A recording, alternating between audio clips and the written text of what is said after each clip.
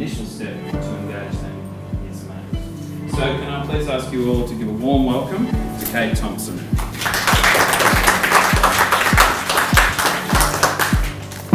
Thanks, Nick.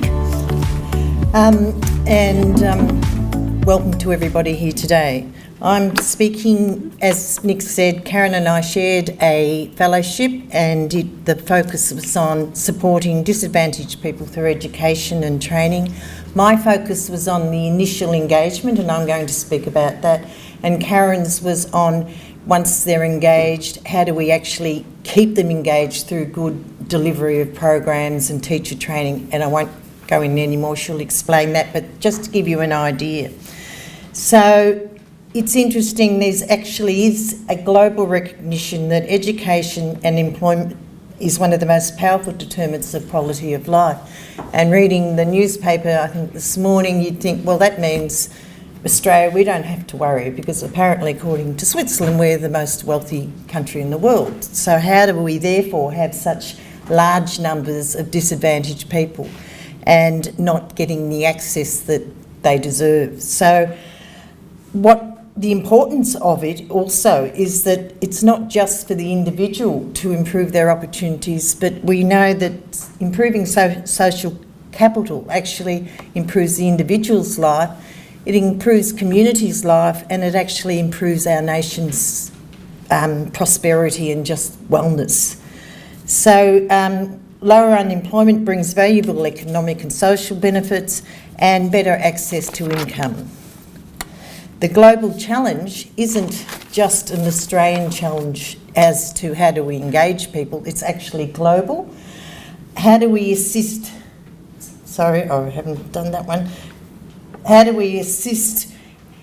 My focus has often, as Nick said, has been very much on engaging the most disadvantaged learners, and I will explain that cohort to you in a minute, because even though there's a lot of people in education sector here, a lot of people still don't know about or don't engage or don't have a lot to do with what I term invisible learners, and that's why it's so important that so great to have this opportunity to promote and let people be aware of that.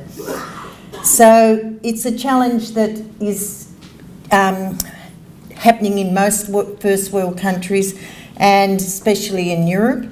And Europe I chose because it covers a lot of different countries, but it also has an overarching policy on adult education that informs this, what we call pre-accredited, and I'll go into that again soon. Okay, I forgot that I've got the thing down here, so I don't have to keep looking up there. Sorry about that. So what is adult learning? And especially what's pre-accredited learning and informal learning. So most first world countries have an adult learning sector, but it's very different to the mainstream sectors. It's not like a tertiary sector, it's not secondary. It's often focused on lifelong learning, and unfortunately, it's often not as well resourced as the other sectors. And it doesn't have the infrastructure, and as Nick said, it grew up in a response to when technology started taking over, manufacturing was dying, and all those unskilled jobs that school leavers used to be able to go in to on leaving school and have a lifestyle and employment that could afford them to buy a house or raise a family.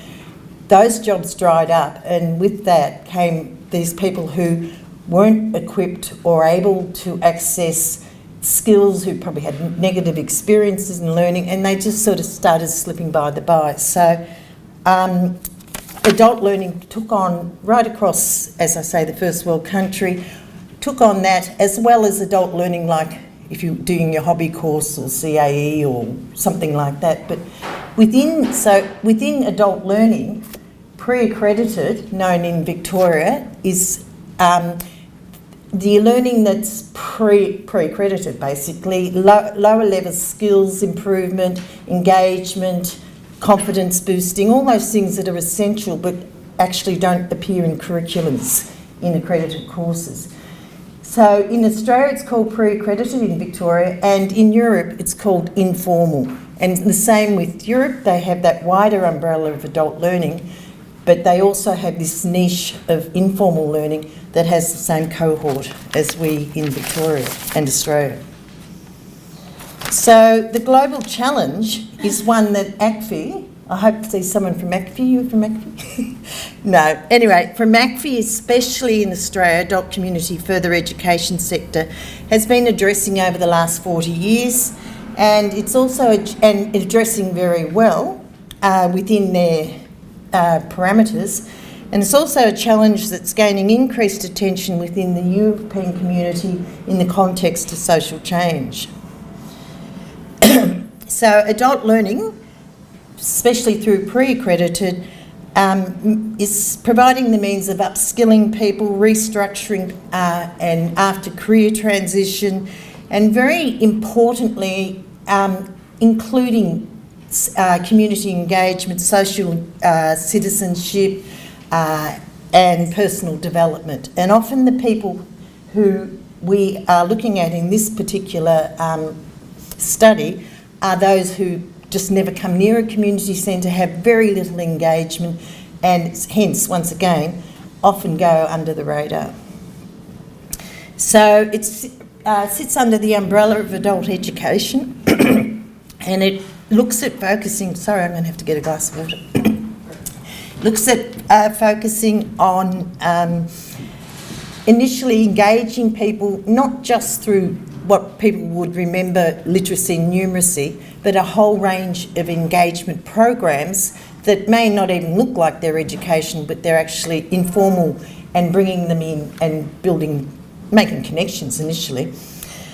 It's usually delivered in small community settings, because these people, even though some people in my experience say, oh look, they'll be right, they can go to TAFE. TAFE to this cohort is a very challenging, can be a very fearful, anxious experience, even though we probably think it's easy to walk in, thanks very much, to a TAFE. These people are confronted and bring their feelings of negativity, whereas coming into a community centre, a small supportive community centre such as Learn Locals, and similar in Europe, these people are supported. It's more like a community, well, it is a community house, and it hasn't got, you know, signs. And I know I used to work with youth at risk, and some of them would go off and they'd walk into TAFE and go, oh no, that's the guy who used to bash me up at school or something, you know, and they'd literally stand in the toilet and then come home, hide in the toilet and come home later that day. That's the sort of fear and anxiety that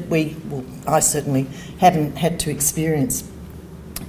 So adult education, this is the truth, is very much the poor cousin of other education sectors, not just in Australia but also in Europe.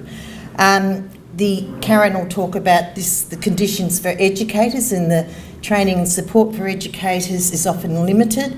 And in juxtaposition to this is that the trainers are dealing with some of the most challenging people, to bring in these people who don't want to learn or don't even know how to learn, and half of those reasons because they've got a lot of other issues in their life, and to sit them in a group of 10 even, you've got 10 different people with 10 massive baggage, I suppose we could call it, and we're trying to teach them. So it's a real challenge, and I always say those who deliver in Learn Locals in pre-accredited,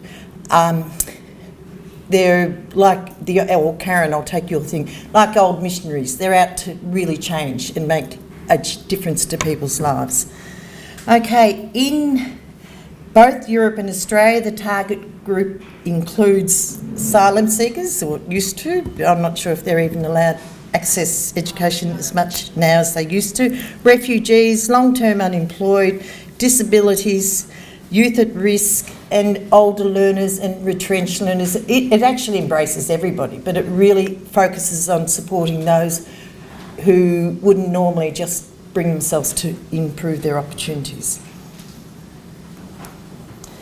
Okay, so the intent of this fellowship was to identify effective approaches in Europe on how they did the most challenging, what I feel, aspect of pathwaying these learners was how did they actually engage them? What did they do that actually brought them in? So as I said, my focus is on engagement, Karen's is on delivery, and in both Europe and Australia there's strong agreement that the best practice in both Australia and Europe is that engagement is crucial. As Nick said, oh my goodness me, I didn't think I'd make 10 minutes, so I'll hurry up. So very much on assisting disadvantaged and vulnerable learners. The decreasing of barriers, as I said earlier, these people don't just walk in and leave their baggage behind. The reason they're so disengaged and disadvantaged is they have so many numerous barriers. I sometimes, when you used to deliver to them, I'd think, oh, how do you even get out of bed? You know, like their challenges are massive, and yet they can make it. Okay, in Europe, there's a lot of work being undertaken at policy-making level, and the European Commission, which covers 32 countries, and they have an actual agenda for European adult education. In Australia, we have the ACFI framework, and I don't think I'll go through that because I'm going to run out of time, but I'll just show you very quickly.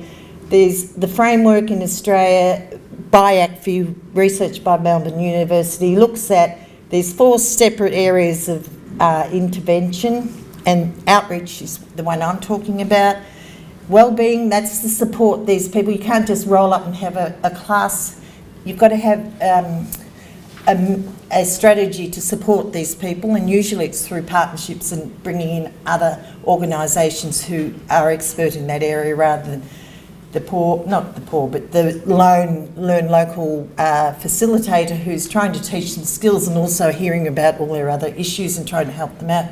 It's too big a task.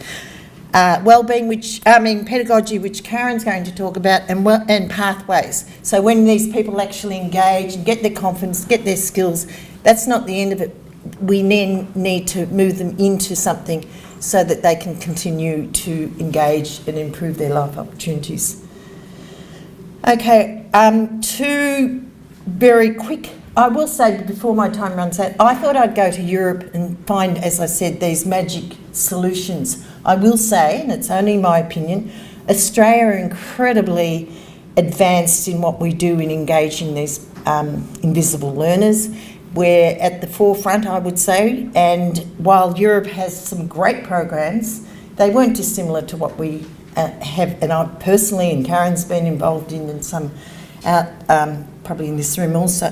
Very quickly, the coffee ban in the park was one in Sweden or Switzerland where the Romans who never really have gone engaged in education, but now they need, like everyone, the skills to just survive. Instead of bringing them into the classroom and so forth, they'd get a coffee van and go out to where their vans and they were living and give them coffee, and then that was the engagement. And then they'd learn the trust and the rapport, and like we've done in many programs, then move them slowly in a supported way onto more skill-based learning. Similar, the migrant refugee Muslim women, they were very keen, but as we understand and respect, their husbands would want to know where they were going. So they offered a program on learning Swiss culture, but they made sure all the windows were open, so when the husbands dropped them off, they could, if they wanted to. We would probably go, that's not right, but this is getting you going to where the learner's at. So the husbands felt safe about where their partners were going, and therefore the women were able to learn. Okay, I'll go through quickly. What I did find, the most... sorry, I know, I'm going the wrong way, sorry. This one here. I just okay. Before. So to sum up, the most significant outcome was we've got great programs in Australia, but unfortunately, Australia has no policy on adult education. It's got great work, it's got different structures, different frameworks, but there's no overriding government Australian policy on adult education, which then informs pre-accredited training, and that leaves it very vulnerable and at the whim of governments. And I know policy can change anyway, but the fact that we haven't got one, and yet Europe have this, and they're able to have an overriding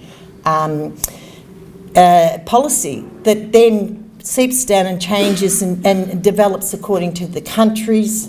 There's 32 countries, and each country's got different regions. So that umbrella of a policy actually allows them to plan, and they've got plans going in 4-year cycles, and they're well planned for the next 4 years and so on, and they've got the structure to make sure it goes on. So congratulations to Australia. I think we do great work on the grassroots, and hopefully within a few years we can actually see, I know Adult Learning Australia have done a lot of work in lobbying to get an adult education policy.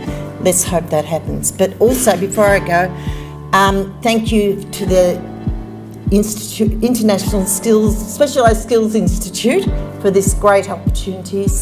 James Gobbo, thank you so much. What you did and initiated that many years ago, and it's still going, giving people like me an opportunity to do this and to also spread the word.